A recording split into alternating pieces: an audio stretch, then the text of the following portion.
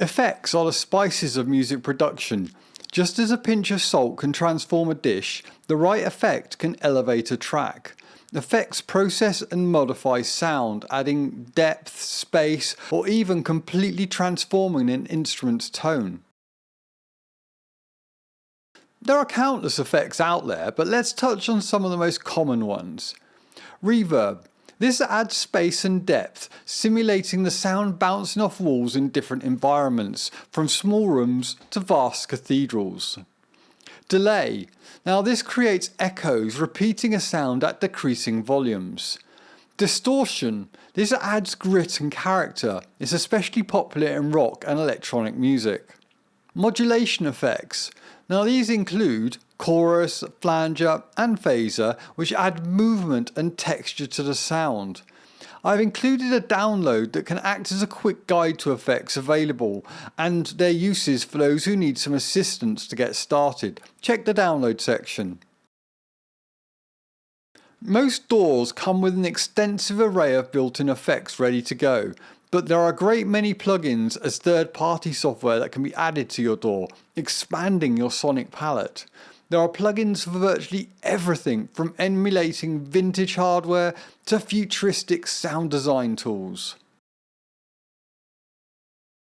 When starting out, it's easy to get overwhelmed by the sheer number of plugins available. My advice? Start with the basics. Learn the ins and outs of the plugins that come with your DAW. As you grow, you can explore third-party options that cater to your specific needs.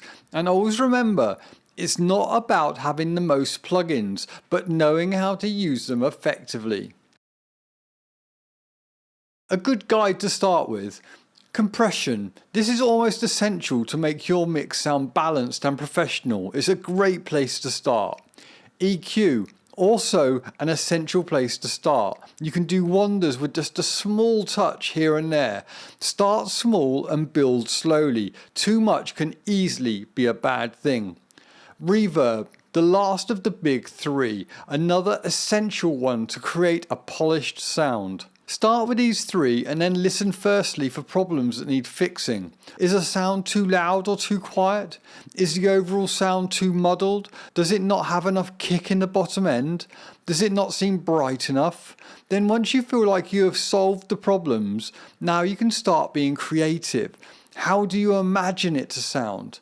If you're lacking ideas, put on a song by a band or an artist in a similar style. What have they done? Only time and practice will aid you in developing a feel for what is missing. And have fun! Once you have a feel for the effects and the settings available, you can look to expand your collection. I would recommend checking out my ebooks, as for each one I include a section with both free and paid for versions and links to where you can get them, along with a brief overview of what they're like.